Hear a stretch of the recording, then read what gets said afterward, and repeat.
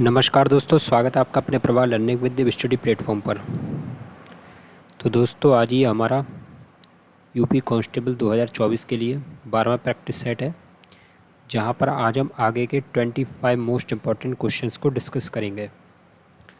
तो फ्रेंड्स, हम में से जो भी बच्चे पहली बार हमारे चैनल पर आए, प्लीज़ चैनल को सब्सक्राइब करके बेल आइकन को जरूर प्रेस करें, क्योंकि हमारे चैनल पर डेली बेसिस पर यूपी कांस्टेबल के लिए एक प्रैक्टिस सेट कराया जाता है।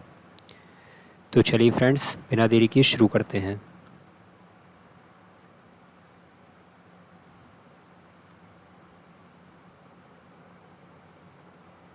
तो दोस्तों, आज की क्लास का पहला क्वेश्चन है हमारा, उर्दू में प्रकाशित उत्तर प्रदेश का पहला अखबार कौन सा था। वेरी वेरी इंपॉर्टेंट क्वेश्चन है, बहुत बार परीक्षाओं में पूछा गया है। तो आपको पता होना चाहिए कि उर्दू में प्रकाशित उत्तर प्रदेश का पहला अखबार था सरदल अखबार। दोस्तों, क्या नाम है इसका? इसका नाम है सरदल अखबार। चलिए अगला क्वेश्चन देखते हैं। काशी विद्यापीठ के संस्थापक कौन थे? तो दोस्तों, बहुत ही इम्पोर्टेंट क्वेश्चन है, याद रखना। काशी विद्यापीठ के संस्थापक थे बाबू शिव प्रसाद गुप्त। कौन थे दोस्तों? तो ये थे बाबू शिव प्रसाद गुप्त। चलिए अगले क्वेश्चन की तरफ बढ़ते हैं। और दोस्तों, हमारा नेक्स्ट क्वेश्चन है, स्वतंत्रता सेनानी राम प्रसाद बिस्मिल का जन्म कहाँ हुआ था? तो भाई याद रखना कि स्वतंत्रता सेनानी जो राम प्रसाद बिस्मिल हैं, इनका जन्म हुआ था शाहजहाँपुर में। और सरफरोशी की तमन्ना अब हमारे दिल में है, तो ये नारा किसने दिया था? ये भी दिया था राम प्रसाद बिस्मिल जी ने। चलिए अगला क्वेश्चन देख लेते हैं। भगवान बराह भगवान का मंदिर कहाँ स्थित है?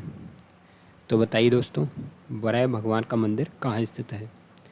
तो इसका राइट आंसर हो जाएगा एटा।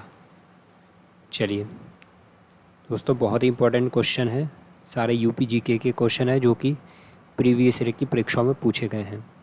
चलिए अगला क्वेश्चन है, निम्नलिखित में से किस जनपद में गुरु गोविंद सिंह स्पोर्ट्स कॉलेज स्थित है? तो बताइए, जो गुरु गोविंद सिंह स्पोर्ट्स कॉलेज है, ये कहाँ पर स्थित है? तो इसका राइट आंसर हो जाएगा लखनऊ। चलिए भाई अगला क्वेश्चन देख लेते हैं। नवाबगंज पक्षी विहार किस जनपद में स्थित है? तो बताइए भाई, नवाबगंज पक्षी विहार किस जनपद में स्थित है? तो इसका राइट आंसर हो जाएगा उन्नाव। चलिए अगला क्वेश्चन है हमारा, निम्नलिखित में से कौन से जनपद संगमरमर के केंद्र हैं? तो बताइए भाई, कौन कौन से जनपद हैं जो कि संगमरमर के केंद्र हैं? तो इसका राइट आंसर हो जाएगा मिर्ज़ापुर और सोनभद्र। दोस्तों, ये वाला क्वेश्चन बहुत ही ज़्यादा इंपॉर्टेंट है, संगमरमर का केंद्र बिंदु वाला। तो राइट आंसर क्या होगा इसका? मिर्ज़ापुर और सोनभद्र। चलिए अगला क्वेश्चन देख लेते हैं। बिठुर किस नदी के किनारे स्थित है? तो इसका राइट आंसर होगा गंगा। चलिए अगला क्वेश्चन देखते हैं। हथनी कुंड परियोजना किस नदी पर स्थित है? तो राइट आंसर होगा यमुना। नेक्स्ट क्वेश्चन है, इनमें से कौन सी रबी की फसल है? तो दोस्तों बताइए, इसका राइट आंसर क्या होगा? तो देखिए, रबी की फसलें कौन कौन सी हैं?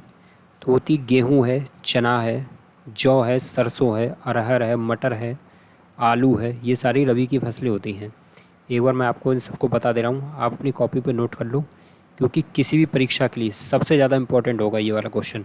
ऐसे क्वेश्चन बहुत पूछे जाते हैं और बहुत से स्टूडेंट को पता ही नहीं होता कि रबी की फ़सल कौन सी, खरीफ की फ़सल कौन सी है। तो नोट कर लीजिए या चाहे स्क्रीनशॉट ले लीजिए कि गेहूँ हो गई, जौ हो गई, चना हो गई, सरसों है, अरहर है, मटर है, आलू है, लाही है, अलसी है, तंबाकू है। ये जितनी भी फसलें हैं ये रबी की ही फसलें हैं। और इतना ही मैं कह सकता हूँ कि अगर आपने इतनी फसलें याद कर ली, तो अब कभी भी किसी भी एग्ज़ाम में अगर आपसे रबी की फसलें पूछी जाएँ तो आप बहुत आसानी से कर सकते हैं। ऐसे याद कर लेना, गेहूँ, जौ, चना, सरसों, अरहर, मटर, आलू, राई, तिलहन, क्योंकि मैंने तो सारी एक लाइन से याद कर ली। अब किसी भी एग्ज़ाम की अगर आपके सामने कभी क्वेश्चन देखने को मिले तो आप आसानी से बता सकते हो। आलू है, लाही है, तंबाकू, अलसी, ये सारी कौन सी हैं? तो ये है रबी की फसलें। इसके बाद मैं आपको खरीफ की फसलें और जायद की फसलें भी पढ़ा दूंगा। चलिए अगला क्वेश्चन है, निम्नलिखित में से कौन सा जिला गुड़ के उत्पादन का केंद्र है? तो भाई जो गुड़ के उत्पादन का केंद्र है वो है आपका मुजफ्फरनगर। राइट आंसर हो जाएगा ऑप्शन सी। चलिए अगला क्वेश्चन है, रामगाम निम्न में से किस नगर का प्राचीन नाम है? तो बताइए भाई, जो रामग्राम है वो किस नगर का प्राचीन नाम है? तो राइट आंसर होगा आपका गोरखपुर। देखिए गोरखपुर का प्राचीन नाम गोरक्षपुर भी है और इसका ही प्राचीन नाम रामग्राम भी है। बहुत ही ज़्यादा इम्पोर्टेंट प्रश्न है, इसलिए इसे याद रखें। चलिए अगला क्वेश्चन है, देवा शरीफ मेला कहाँ आयोजित किया जाता है? दोस्तों मेले से संबंधित क्वेश्चन बहुत पूछे जाते हैं, तो याद रखना कि जो देवा शरीफ मेला है इसका आयोजन होता है बाराबंकी में। कहाँ पर होता है? तो ये होता है बाराबंकी में।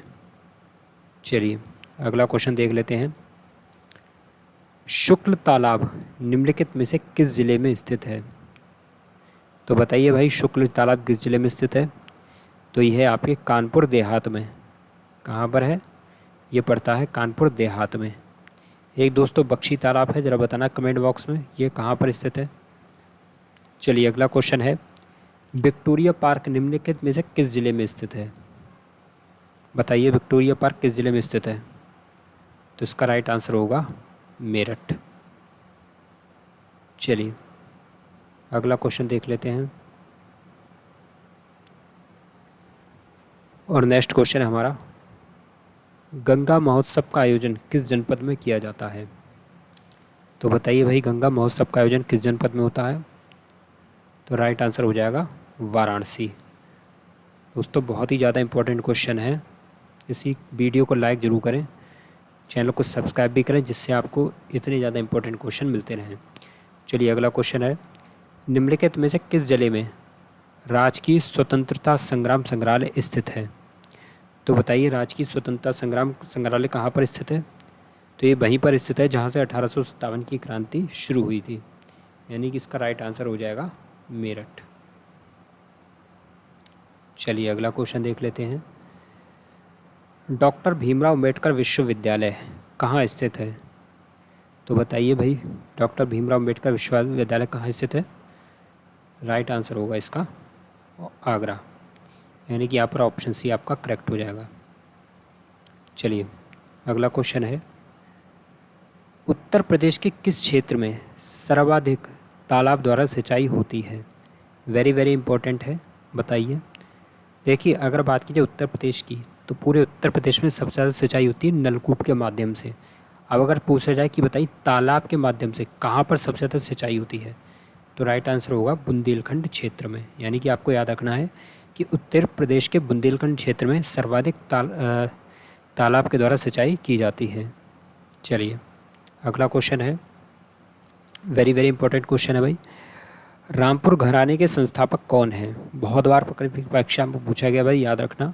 रामपुर घराने के संस्थापक हैं नैयत खां सदारंग। कौन है दोस्तों? तो ये है नैयत खां सदारंग।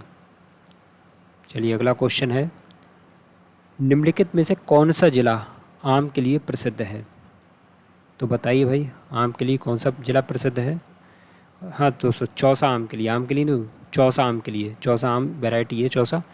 तो ये किसके लिए प्रसिद्ध है? तो ये सहारनपुर ज़िला, ठीक है, जो सहारनपुर ज़िला है ये चौसा आम के लिए प्रसिद्ध है, और सहारनपुर ज़िला ही उत्तर प्रदेश का सबसे उत्तरी ज़िला है। चलिए अगला क्वेश्चन है, उत्तर प्रदेश संगीत नाटक अकादमी की स्थापना किस वर्ष की गई थी? तो भाई याद रखना कि उत्तर प्रदेश संगीत नाटक अकादमी की स्थापना की गई थी वर्ष 1963 में। कब की गई थी? तो ये की गई थी 1963 में। चलिए अगला क्वेश्चन है, उत्तर प्रदेश का किस ज़िले का लिंगानुपात सर्वाधिक है? तो बताइए भाई उत्तर प्रदेश का वह ज़िला जिसका लिंगानुपात सर्वाधिक है? तो राइट आंसर होगा आपका जौनपुर। चलिए अगला क्वेश्चन है, उत्तर प्रदेश के किस ज़िले में रेल कोच फैक्ट्री स्थित है? वेरी वेरी इंपॉर्टेंट क्वेश्चन है और बहुत बार पूछा गया है, ये इसका टॉप मोस्ट इम्पॉर्टेंट क्वेश्चन है याद रखना दोस्तों, देश की जो तीसरी रेल कोच फैक्ट्री है, कौन सी, तीसरे नंबर की रेल कोच फैक्ट्री, तो ये है आपके रायबरेली जनपद में। ठीक है, तो अगर आपसे पूछा है कि बताइए उत्तर प्रदेश के किस ज़िले में रेल कोच फैक्ट्री स्थित है, तो यह है रायबरेली में, और यह है देश की तीसरे नंबर की रेल कोच फैक्ट्री। बहुत ही ज़्यादा इंपॉर्टेंट क्वेश्चन है, बहुत बार पूछा गया है, रेलवे वाले स्टूडेंट के लिए भी इम्पोर्टेंट है, पूछा जा सकता है। चलिए अगला क्वेश्चन है, निम्नलिखित में से उत्तर प्रदेश और उत्तराखंड के मुख्यमंत्री रह चुके हैं, तो बताइए कौन रह चुके हैं। तो वो एकमात्र व्यक्ति हैं नारायण दत्त तिवारी, जो कि उत्तर प्रदेश और उत्तराखंड दोनों राज्यों के मुख्यमंत्री रह चुके हैं। तो दोस्तों इसी के साथ आज की हमारी क्लास कंप्लीट होती है। अगर आपको हमारी क्लास पसंद आई तो प्लीज़ क्लास को लाइक करें, चैनल को सब्सक्राइब करें और बेल आइकन को जरूर प्रेस करें। साथ ही दोस्तों कमेंट बॉक्स में ये ज़रूर बताएं कि क्लास आपको कैसी लगी है। हमारे चैनल पर डेली एक प्रैक्टिस सेट अपलोड कर दिया जाता है, और जितने ही बच्चे यूपी कांस्टेबल की तैयारी कर रहे हैं या किसी भी अदर ऐसे एग्ज़ाम की तैयारी कर रहे हैं जो कि यूपी से रिलेटेड है, तो उनके लिए ये हमारी क्लास काफ़ी इम्पोर्टेंट है। तो इसलिए मैं आपसे एक ही बात कहना चाहता हूँ कि आप प्लीज़ चैनल के साथ में जुड़ जाइए, जिससे आपका रिवीजन बहुत अच्छे से हो जाए, क्योंकि हम यहाँ पर सारे क्वेश्चन ऐसे डिस्कस करते हैं जो प्रीवियस ईयर की परीक्षाओं में पूछे गए हैं। तो चलिए फ्रेंड्स, इस साथ विदा लेते हैं और मिलते हैं अगले नेक्स्ट क्लास में। तब तक के लिए नमस्कार, जय हिंद, वंदे मातरम।